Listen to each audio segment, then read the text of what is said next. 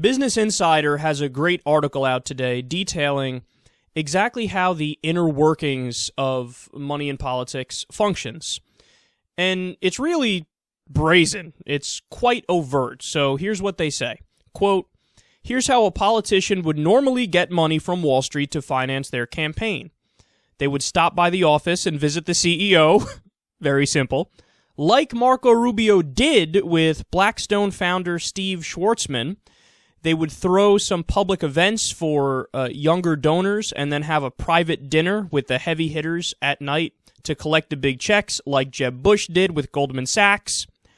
Or they, speak out publicly and when I say publicly, I mean at closed-door events, but publicly at Wall Street events, where they mention, like, hey, this is my position, wink, nod. If this is what you like, well, then come talk to me. So, for example, they might be over-the-top pro-Israel, and then somebody like Sheldon Adelson will hear about it, and they go, I like this. Let me give this guy a boatload of money.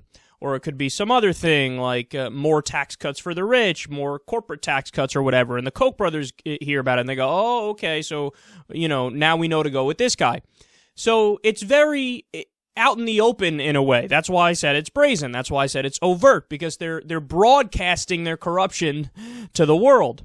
But they say there's one politician who's covert about her fundraising. Would you like to take a guess who that is? Certainly ain't Elizabeth Warren. Let's just say that. It's Hillary Clinton, of course. They say, quote, "So how does a candidate in Clinton's position still get Wall Street elites money?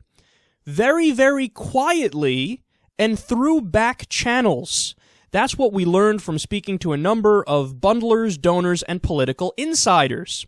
Dinners with Wall Street will be private and small, and likely you will not see Clinton visiting any banks, hedge funds, or private equity firms. Again, like the Republicans do. The Republicans will, knock, knock, bitch. Let's have a meeting. You want to give me some money? What's up? I'll do whatever you want. I'm your whore. Whatever you want. With Hillary Clinton, it doesn't work like that. It's quiet and it's private, and you have a friend call a friend who says, hey, just want to let you know somebody's interested in talking to you. Wondering if you're interested in giving money. They say there will be a number of industry leaders collecting checks for her quietly, too, like Mark Lasry, the billionaire founder of Avenue Capital. He sent out emails to friends in an attempt to raise $270,000 within the first week of Clinton's campaign. That kind of stuff works. Donors give money to campaigns when the right people ask them for that money. So here's why this story is incredibly important. Hillary Clinton is on a whole nother level of corruption, above and beyond even the level the Republicans are on. The Republicans, in many ways, it's almost pathetic and childlike because they're wannabes. Ted Cruz, he's a wannabe insider. He's an awkward guy. He's an outsider with a strange voice. He thinks he's smarter than he is. He rubs people the wrong way. And he wants to be inside that culture of Wall Street and inside the upper echelons of society, with mingling with the richest of the rich. Because he's jealous. He's envious. And that's why he's open about, I'll do whatever you want. Just give me money, give me money, give me money. But see, the thing of the benefits of being brazen in that respect is that anybody who can rub two brain cells together is smart enough to see it and go, oh, that guy's a clown. That guy's a sellout. That guy's a wannabe. That guy's as corrupt as they come. That guy's bought. It's that simple. But with somebody like Hillary Clinton, like I said, she graduated to the next level. So she's smart about her corruption. She's smart about asking for her legal bribes. And she's so deep inside that culture and that bubble already, all she has to do is get a friend to call a friend, and they spread the word. That's what scares me about the Clintons, man.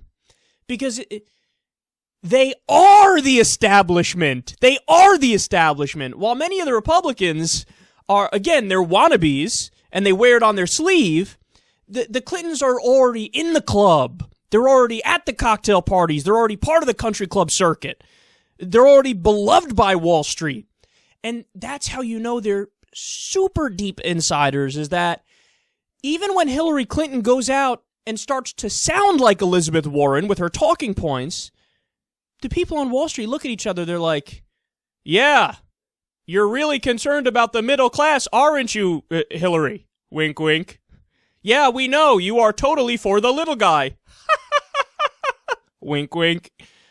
So they're not even bothered, man. They're not even bothered. Now, to be clear, at one point in the Business Insider article, they point out how some of, like, the newbies are too stupid to catch on to it. And they're like, Hillary Clinton's anti-Wall Street.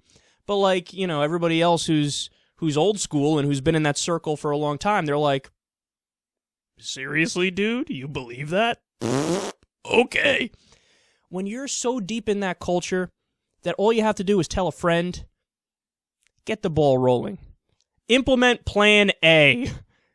I gotcha. They pick up, they're calling all their buddies, you know, all the CEOs, all the owners of the hedge funds who are millionaires and billionaires, and they're just like, she wants money, dog. And then what do? They come running. Oh, yes, of course I'll give you money, Hillary, because I know you'll do exactly what we want when the shit hits the fan the next time, which it's going to happen because we're terrible at our jobs. Man, it's dangerous. And what this shows me is you got to have an outsider become president. Now, I'm not sure you can have top-down change either way. I'm not sure that can be successful.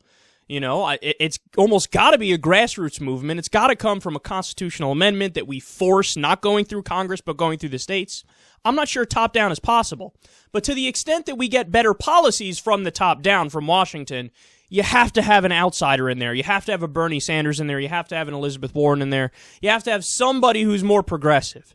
Because even with President Obama, who probably is a little bit more liberal than Hillary Clinton, you see the results that we get with him. Every once in a while, you get a bone thrown our way. Oh, peace with Iran, yay. And that's good, don't get me wrong. I'm not belittling that. Peace with Cuba, yay. Some good things, releasing nonviolent drug prisoners, yay. Obamacare, yay, a step in the right direction. But it's always like, skirt. They jam on the brakes before we get to the real systemic change, before we get to the single-payer health care, before we get to the, you know, increasing taxes on the rich significantly, before we get to increasing capital gains tax to link it to income tax, before we get to, you know, really expanding the social safety net in America and giving the middle class a chance again, giving the poor a chance again. They stop short of it, and they stop short of it because they have bosses. And their bosses are the people that Hillary Clinton is buddy-buddy with, and so close with that it's internal emails for her to raise her money. She doesn't need to go beg. They already know the deal.